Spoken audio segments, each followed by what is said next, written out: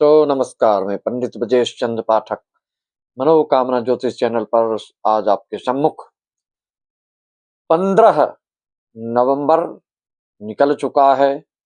सूर्य का नीचत्व से परे हो चुके हैं, वृश्चिक राशि में चले गए 16 तारीख को। और 15 दिसंबर तक में आपके साथ क्या क्या होने जा रहा है, जो ग्रहों के गुरु हैं, देवता हैं, गुरु महाराज क्या करने जा रहे हैं 15 दिसंबर के अंतर्गत में। और मंगल देव जो रोचक योग में अभी चल रहे हैं सिंह राशि वालों के लिए, चतुर्थ भाव में बुधादित्य योग, भौमादित्य योग के साथ त्रिग्रही योग चल रहा है। इसका प्रभाव कब तक कैसे होना है और 15 दिसंबर के पहले तक में क्या क्या होने जा रहा है आपका।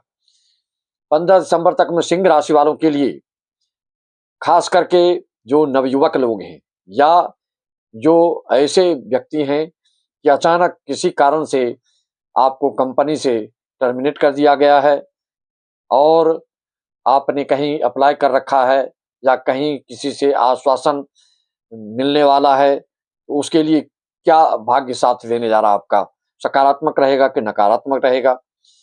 और सूर्य जब राशि परिवर्तन करेंगे तो उसका क्या फल मिलने वाला है। भौमादित्य बुधादित्य उससे हमेशा तो रहेंगे नहीं, इनका कब कब परिवर्तन होने से आपके ऊपर क्या क्या फर्क पड़ने वाला है। सर्वप्रथम सभी श्रोताओं, दर्शकों एवं यजमानों को मेरी तरफ से सबको वंदन, अभिनंदन है। मेरे चैनल पर आपको स्वागत है। यह अगर इस चैनल पर आप पहली बार आए हैं तो इस चीज को जानिए, रहस्यमयी बात को जानने से आपकी उत्सुकता बढ़ सकती है और आपके शंकाओं के समाधान हो सकते हैं कि कुंडली जो भी जितनी भी आप जो सचार का आप देखते हैं चैनल के द्वारा, वह एक जनरल प्रेडिक्शन होता है, सबको पता है। आप किसी भी राशि का उदाहरण ले सकते हैं।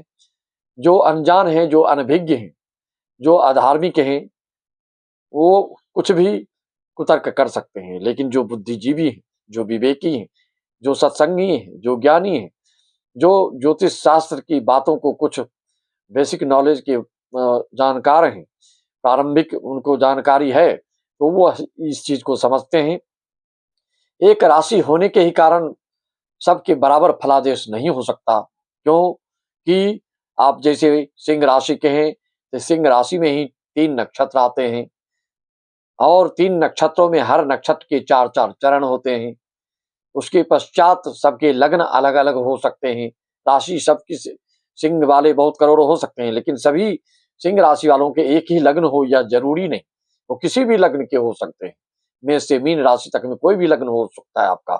उसके पश्चात आपकी कुंडली में कौन कौन सा शुभ योग है या दुर्योग है या अशुभ योग है या पितृदोष है, आदि आदि जो भी है, जिसकी कुंडली में जितने सारे दोष होते हैं, चाहे वो पूर्वज का दोष हो, चाहे अपने पूर्व जन्म का दोष हो, चाहे मातृ ऋण हो, चाहे स्त्री ऋण हो, चाहे भातृ ऋण हो, जो भी हो आपकी कुंडली में क्या है, उस चीज से संबंधित आपको वंचित होना पड़ता है और उस चीज के लिए आपको सावधानी की जरूरत पड़ती है, सतर्कता की जरूरत पड़ती है। आपको हमेशा अलर्ट रहना चाहिए। जब कभी कोई नकारात्मक ग्रह आता है तो उसके दोष को दूर कर लेना चाहिए। तो क्या है, वर्तमान में गुरु आप जान रहे हैं कर्क राशि में चल रहे हैं और यह अपने उच्च स्थान में उच्चस्थ होकर चल रहे हैं द्वादश स्थान में। तो आप जानते हैं व्यय भाव, द्वादश भाव किस किस काम में आता है। यहाँ पर अच्छे लोगों से भेंट मुलाकात हो सकती है। जो दार्शनिक हैं, जो आध्यात्मिक हैं, जो उपदेशक हैं, जो प्रवचन करता है, वो चाहे किसी चीज के हो सकते हैं, वो सिर्फ धर्म का ही प्रचार प्रसार करने वाले नहीं, वह कोई अच्छे प्रशिक्षक भी हो सकते हैं, कोचिंग क्लास चलाने वाले भी हो सकते हैं।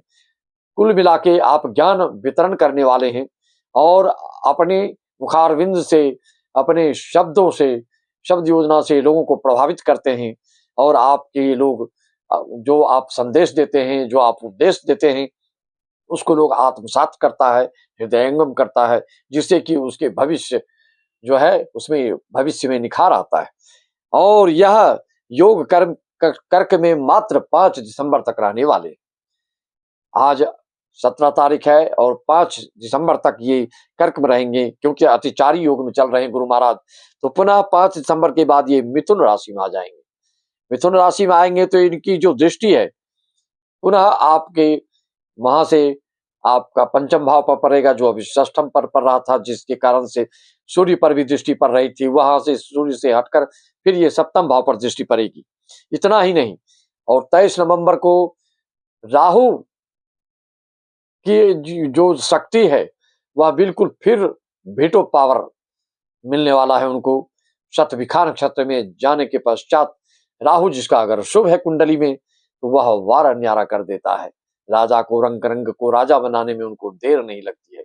इस घोर कलयुग में शीघ्रातिशीघ्र अचानक सडनली कोई ज्यादा धनवान बनाता है, किसी के घर में छापा आदि आप देखते पड़ता है तो उसमें विशेष जो है हाथ होता है राहु, क्योंकि कलयुग में राहु को बहुत ही आधुनिकीकरण के दृष्टिकोण से, भौतिकता के दृष्टिकोण से, चकाचौंध के दृष्टिकोण से, ऐश्वर्य वैभव के दृष्टिकोण से यह तुरंत ही उन्नति कराते हैं और अकल्पनीय उन्नति कराते हैं, आशातीत सफलता प्राप्त कराते हैं। लेकिन उसके लिए जो शर्त है बहुत जो सचार जो उसको आपको छुपा लेते हैं, क्योंकि आप कहीं नाराज ना हो जाए। राहु का मतलब है कि जब ये अपार आकूत कल्पना से परे जब धन आपको देते हैं तो उस धन का जब तक आप कुछ न कुछ सदुपयोग नहीं करेंगे, परमार्थ में नहीं लगाएंगे, परोपकार में नहीं लगाएंगे, तो उस धन में, उस संपत्ति में अस्थायित्व नाम की चीज नहीं रह जाती। या बहुत कम लोग इसको बताते हैं, जबकि ये अनिवार्य होता है।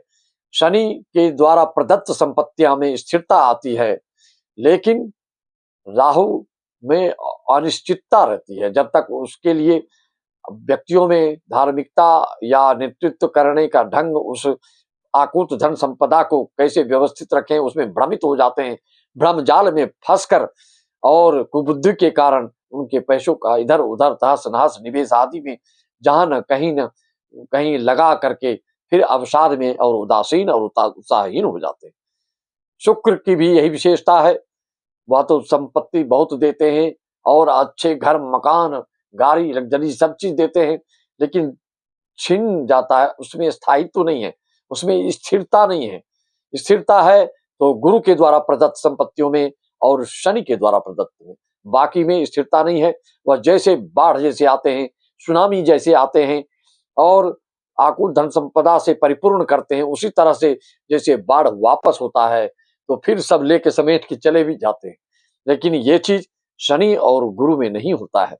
तो सिंह राशि वालों के लिए गुरु का पुनः 5 दिसंबर से जो मिथुन राशि में आएंगे तो पंचम भाव पर दृष्टि पड़ने से आप में मौलिकता, सृजनात्मकता, संतान से संबंधित और जो रचनात्मक कार्य से जुड़े हैं, जो साहित्यकार हैं, जो संगीतकार हैं, जो लेखक हैं, जो कवि हैं, जो मीडिया विभाग आदि में हैं, जिनके की ज्ञान से संबंधित कोई उपदेश से संबंधित कोई पब्लिक से संबंधित कोई कारोबार है तो ज्यादा से ज्यादा लाभ आपको मिलने जा रहा है। और 9वीं दृष्टि गुरु की 5 दिसंबर के बाद पड़ेगी सप्तम भाव पर। तो सप्तम भाव पर पड़ने से जहां पर राहु की भी शक्ति 23 नवंबर से पर्याप्त ये बलिष्ठ हो जाएंगे, बलवान हो जाएंगे। शुभ राहु अगर आपकी कुंडली में है तो आप तैयार हो जाइए करोड़ों अरबों खेलने के लिए, चाहे जिस माध्यम से आपके पास पैसा अवश्य आएगा। नौकरी में है तो 2 नंबर की कमाई हो सकती है, साझेदारी में है तो ज्यादा से ज्यादा बड़ा से बड़ा डील करने वाले लोग आपके पास आ सकते हैं। इस तरह के ये हैं आपके गुरु।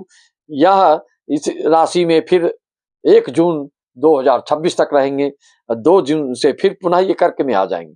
इस तरह से इनका आगे पीछे होते रहना अर्थचारी के रूप में आपको लेकिन लाभान्वित कराने वाले हैं। सिंह राशि वालों के लिए आपकी गुरु आपकी कुंडली में कहाँ बैठा है उसको अवश्य देखें, क्योंकि अगर गुरु आपके योग कारक हैं सिंह राशि वालों के लिए कुंडली में, कहने का तात्पर्य आपके अगर पंचमे से, नवमे से, लग्ने से, तो आपके लिए निश्चित तौर पे भाग्य का दरवाजा खोलने आ रहे हैं।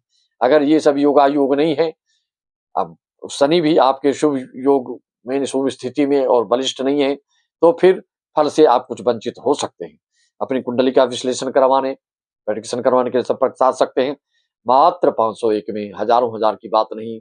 हर शंका का समाधान, हर समस्या का उपाय, मार्गदर्शन आपको दिया जाएगा, चाहे वो जिससे संबंधित हो, रोजगार से संबंधित हो, दाम्पत्य से संबंधित हो, अचल संपत्ति से संबंधित हो, या पैतृक संपत्ति से संबंधित हो, या दूसरी शादी की बात हो, या देश विदेश की बात हो, जो भी बात हो उसके लिए आप मार्गदर्शन लेकर के उसमें सकारात्मकता लाने के लिए, उसमें पॉजिटिविटी लाने के लिए आपको क्या क्या करना पड़ सकता है उसको आप देख सकते हैं।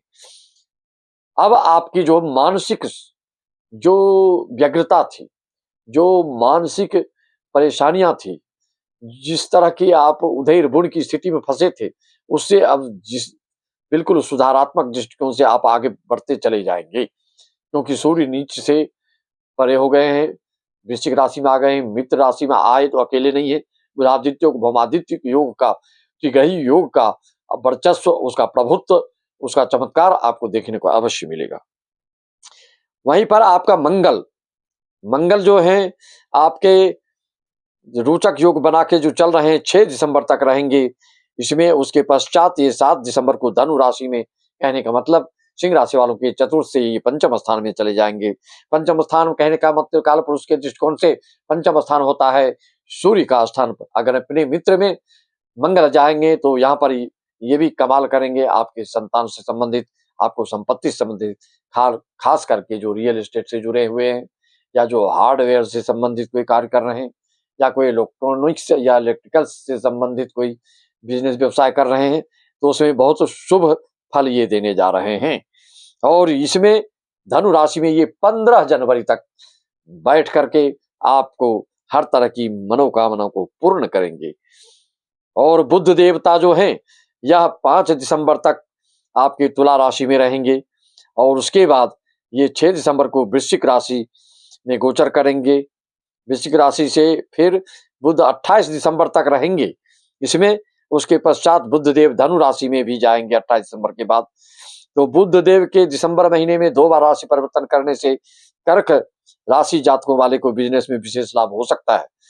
सिंह राशि वालों के लिए और आगे आगे की क्या क्या रूपरेखा बन रही है उस पर भी मैं प्रकाश डालता हूं, उसको अच्छी तरह से सुनिए और उसको आत्मसात कीजिए। 18 नवंबर यानी कि कल शुक्र अनुराधा नक्षत्र में प्रवेश करेंगे और 26 तक शुक्र तुला राशि में गोचर करेंगे। 18 नवंबर को ही शनि भी मार्गी होने जा रहे हैं, ग्रहों के न्यायाधीश। 18 नवंबर को ही बुध बकरी होंगे जो 27 नवंबर तक रहेंगे। इस तरह से 18 नवंबर यानी कि कल की तारीख नोट कर लीजिए। यह सिंह राशि के साथ साथ मेष और वृश्चिक राशि वालों के लिए वरदान साबित होगा। कोई बड़े अकल्पनीय चीज आपको हाथ लग सकता है, वो चाहे किसी विशेष व्यक्ति के द्वारा हो, या किसी रिलेशन से संबंधित द्वारा हो, या किसी या आप आपके अपने बल बदौलत कोई इस तरह की सूझबूझ की बात होगी जो रचनात्मक और सृजनात्मक और तथ्यात्मक कार्य के लिए लाजवाब, अद्वितीय और अकल्पनीय होने जा रहा है। कल की तारीख के बाद आपको दूसरी तारीख नोट करनी है 24 तारीख। 24 तारीख के बाद आपको तीसरी तारीख नोट करनी है 27 तारीख। इस तरह से जो तारीख वाइज हमने आपको अवगत कराया उस चीज को नोट कर लीजिए, और उसमें शुभ मुहूर्त में आप रचनात्मक कार्य करिए। जो भी आपकी प्रस्तावित योजनाएं हैं, जो भी आपने रूपरेखा बना रखा है अपने भविष्य के लिए, अपने संतान के लिए, अपने परिवार के लिए, उसके ऊपर उसको आप बिल्कुल क्रिया के रूप में प्रयोग अब कर दीजिए, सोचिए नहीं। आगे की बात बता रहा हूं। इतने अच्छे ग्रह गोचरों का आपको लाभ किस ढंग से लेना चाहिए।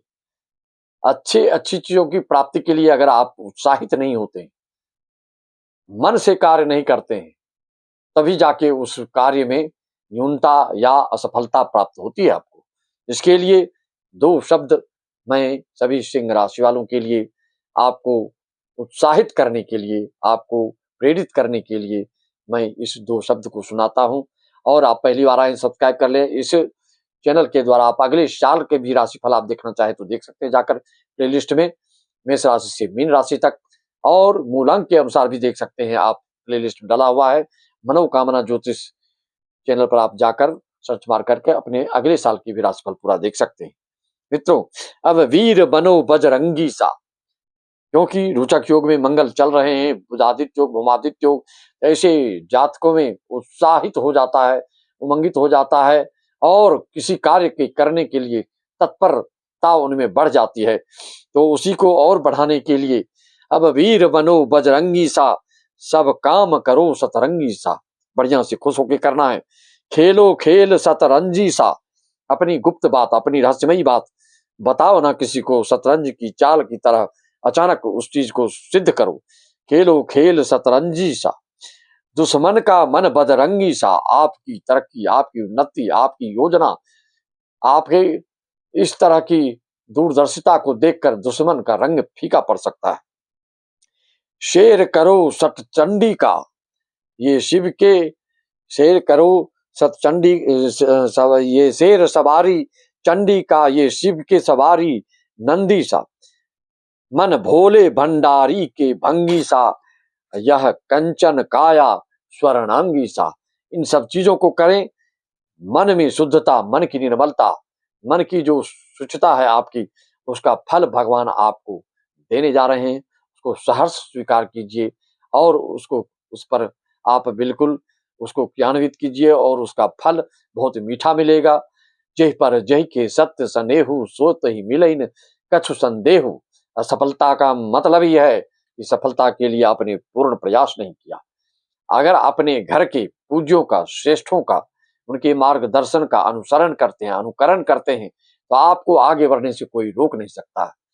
जो उम्र दराज व्यक्ति हैं, जो बुजुर्ग व्यक्ति हैं, आपके घर परिवार में हैं, तो उनका मार्गदर्शन अवश्य लीजिए, क्योंकि जीवन का अनुभव जो है वह आपको जीवन भर का अनुभव एक सेकंड में प्राप्त करा देते हैं, जो कि आप भी जीवन भर जियोगे तब वो अनुभव होगा।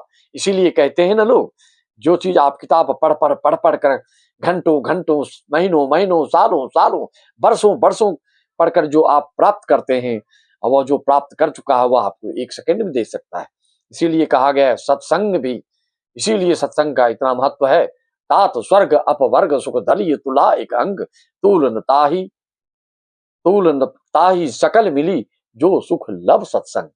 तो बुजुर्गों से, श्रेष्ठों से, पूज्यों से, ज्ञानियों से, ऐसे लोगों से 2, 4, 5 मिनट भी अगर आप वार्तालाप का होता है, कुछ न कुछ उसके माध्यम से कुछ ऐसा ज्ञान आपको मिल जाता है, कुछ ऐसा मार्गदर्शन आपको मिल जाता है कि जिससे कि जीवन आपका सफल हो जाता है और निर्बाध रूप से निरंतर सतत सदैव आगे बढ़ते आप चले जाते हैं। वही पॉइंट आपको ना मालूम हो तो उसके लिए बहुत सारी परेशानियां होती हैं। कहने का मतलब, ताला खोलने की चाबी आपको प्रदान करते हैं। चाहे आप धार्मिक हो, चाहे आस्तिक हो, चाहे भौतिकवादी हो, हर चीज की चाबी होती है और हर चीज के लोग विशेषज्ञ होते हैं। जिसको जो चाहिए उस विशेषज्ञ से उस ताले के खोलने की चाबी अवश्य प्राप्त करना चाहिए। यही हमारी अंतिम वाणी। इस वाणी के साथ सभी भक्तों को, जनता जनार्दनों को, श्रोताओं को मेरा नमन वंदन अभिनंदन। जो यजमान है ऑनलाइन पूजा के लिए संपर्क करना चाहते हैं कर सकते हैं। निर्व्यसनी पंडितों के द्वारा, चरित्रवान व्यक्तियों के द्वारा, विवेकी पंडितों के द्वारा वीडियो कॉलिंग संकल्प करा के अनुष्ठान भी कराए जाते हैं। बोलो सभी को जय श्री राम।